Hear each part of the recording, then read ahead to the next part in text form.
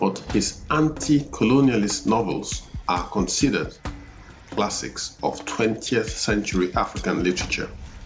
His first novel, Hyman, was sold 8 more times for his attempts to educate himself. That is so funny. The fear emerged as a leader of the post-Civil War North Carolina black community. By 1868, John Hyman was an active member of the Republican Party. Despite intimidation attempts by the Ku Klux Klan. This is Africa, the cradle of mankind's birth, where powerful kingdoms arose with stories of worth.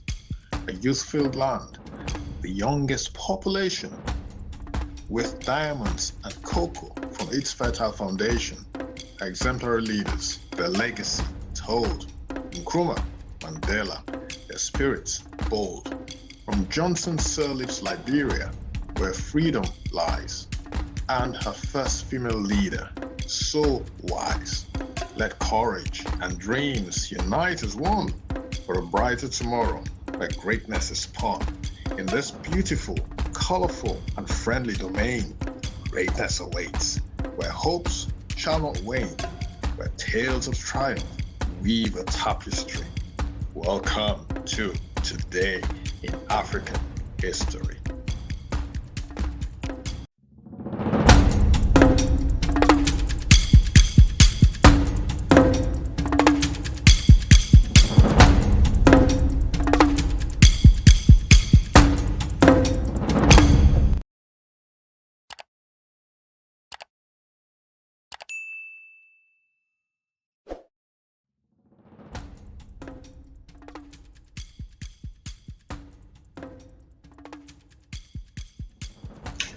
Pictured here is Ferdinand Leopold Oyono, who was born on this day in 1929. He was a diplomat, politician, and author from Cameroon, of course, in Africa. His literary work is recognized for a sense of irony that reveals how easily people can be fooled. Writing in French in the 1950s, Oyono had only a brief literary career, but his anti-colonialist novels are considered classics of 20th century African literature. His first novel, Un Vie de Boy, published in 1956 and later translated as Houseboy, is considered particularly important. Beginning in the 1960s, Oyono had a long career of service as a diplomat and as a minister in the government of Cameroon. As one of President Paul Biya's top associates, he ultimately served as Minister of Foreign Affairs from 1992 to 1997, and then as Minister of State for Culture from 1997 to 2007. He was also chairman of UNICEF from 1977 to 1978. So another intelligent politician from Cameroon this time. The other day we featured another man called Leopold Senghor from Senegal. So we have another Leopold here, another politician who was an African statesman. He also was an actor and a comic writer. So that's him pictured here, born on this day in 1929. Also born on this day is American rapper Nas. The year was 1973. Full name Nasir bin Oludara Jones. He was born in Queens, New York on this day in 1973 to jazz musician Olu Harara and Fanny Ann Jones. He was musically inclined from his childhood and began playing the trumpet at the age of 4. He initially wanted to be a jazz musician, but turned to rap after his neighbor Willie Graham introduced him to it. His parents divorced when he was 12 and he dropped out of high school in 8th grade. However, he continued to learn and expand his outlook by reading books about different cultures and places. He experienced the harsh realities of living on the streets at a young age, which was deeply influential in his music.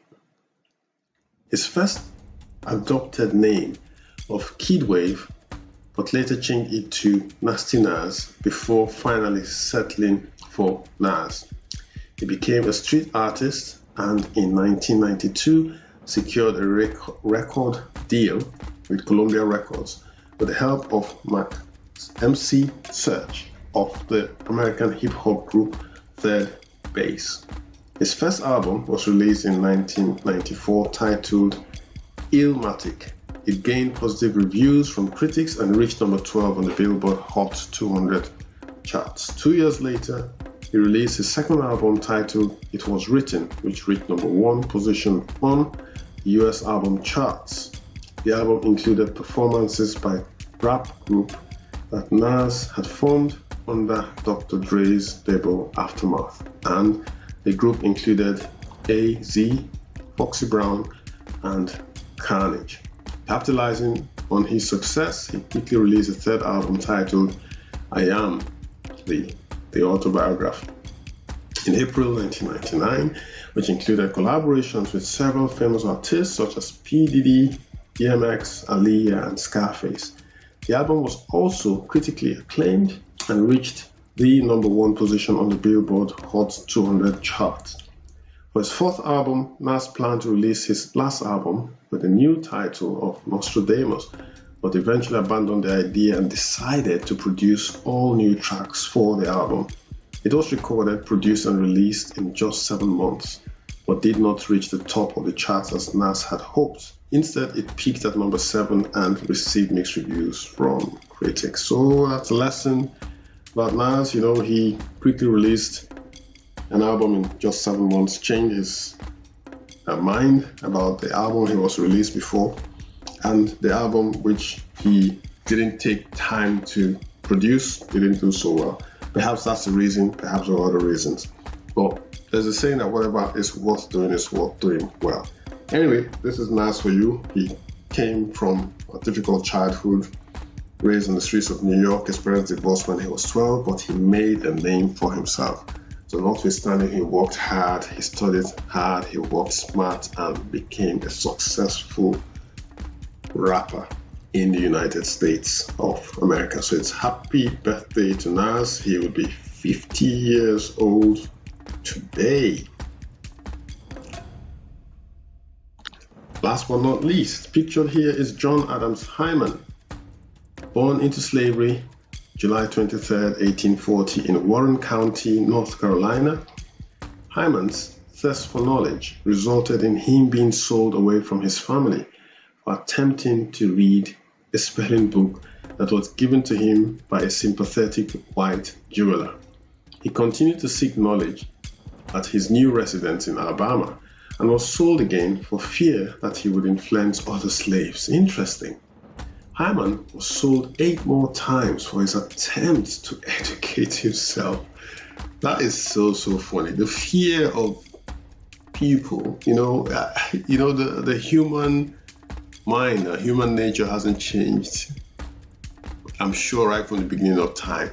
So this man was trying to better himself, and those around him were scared. Nothing has changed, guys. Nothing has changed. I'm going to continue with the story. So at the age of 25, Hyman was freed by the 13th Amendment and returned to his family in North Carolina. He quickly enrolled in school where he received an elementary education. Hyman also became a landowner and a merchant. Hyman, a Mason, soon emerged as a leader of the post-Civil War North Carolina black community. By 1868, John Hyman was an active member of the Republican Party. Despite intimidation attempts by the Ku Klux Klan, Hyman and 132 other Republicans were elected to a constitutional convention which crafted a new constitution for the state of North Carolina. The constitution called for public education available to all students and voting rights for African American men. Following the 1868 Constitution Convention, Hyman was elected to the North Carolina State Senate from Warren County. He served in the State Senate until 1874. In 1872, Hyman was unsuccessful in a bid to become North Carolina's first black congressman when he campaigned in the state's heavily African-American 2nd Congressional District. He ran again in 1874, winning against a white Democrat. Guys, this was in 1874. Hyman was the only Republican elected to Congress from North Carolina that year. The election, so he was not just the only Republican, but the only black man. The election was contested, however, and Hyman's term ended before he was officially seated. Hyman ran again in 1876 and 1878. Both times he was unsuccessful, partly because of accusations of corruption. While in Congress, Hyman proposed federal funding for Civil War-related damages in his district. He also called for the reimbursement of the freedom and women who had lost money in the federally chartered Freedmen's Bank. However, because his seat was challenged his entire term, Hyman was unable to fully make his presence felt in Congress. In 1878, Hyman returned to North Carolina to farm and run a grocery and liquor store in Warrenton. He continued to attract controversy when members of the Warrenton Colored Methodist Church accused him of embezzling church funds. He assaulted the church's minister and was arrested and fined for assault.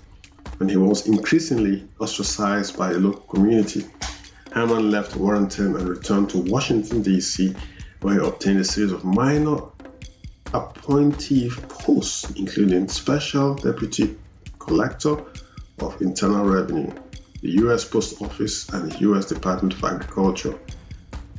John Adams Hyman died at the age of 51 on this day in 1891.